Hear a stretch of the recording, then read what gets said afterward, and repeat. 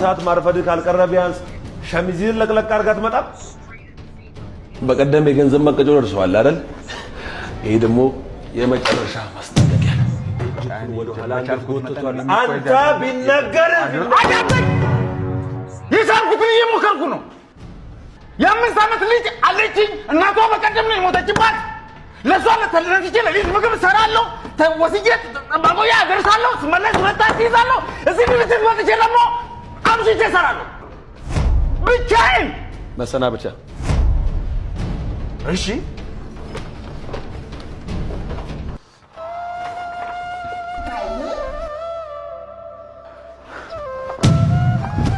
የቻልኩትን እየሞከርኩ ለማስተካከል እሞክራለሁ።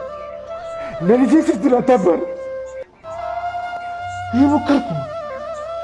በራምባር ተሰበረ በራምባር ተሰበረ እንደነበረ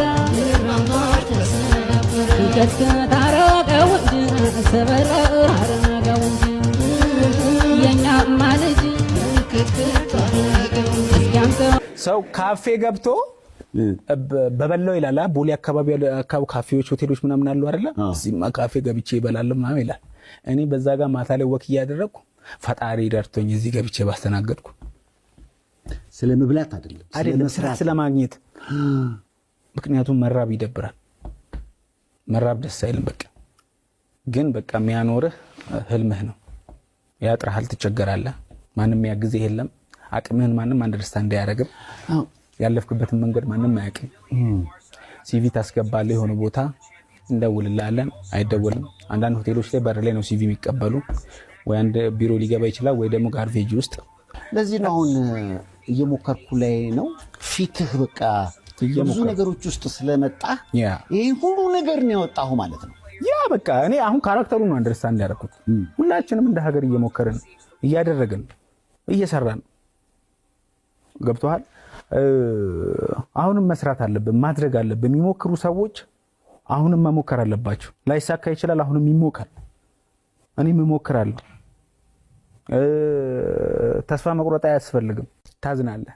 እንዴት 1 ሚሊዮን ተከታይ ወይም ከዛ በላይ ያለው ልጅ እናቱ ስትቸገር ሲያይ ልብ ይሰብራል። አልገባኝም። እናቴ ይቸገራሉ ያልከኝ?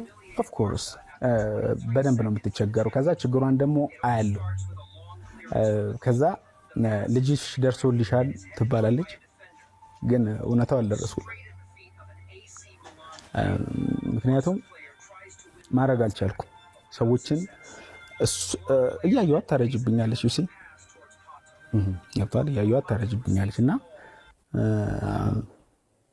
ኢንሻአላህ ይቀየራል ብዬ አስባለሁ። ግን ምን መሰለህ ይሄ እገዛ ምናምን ሳይሆን ስራ መስራት ፈልጋለሁ። ሰዎችን ማገዝ ፈልጋለሁ። የተቸገሩ ሰዎች ጋር መድረስ። በውስጥ በጣም ብዙ ሰው ይጽፍልኛል። ያሲኖ እንደዚህ ተቸግሬ እንደዚህ ሆኜ እንደዚህ አንተ እንትናለህ ምናምን። እኔ አውቄ ሶሻል ሚዲያው ላይ ያለኝ እንቅስቃሴ ከጓደኞቼም ቢሆን የሆነ መኪና እንትንና እኔ መንዳትም አልችልም ብዙ። በዚህ አጋጣሚ ልታስተምር ማሚና ያት ማዘሯ ለናቱ ያሲንና የኔ አበባ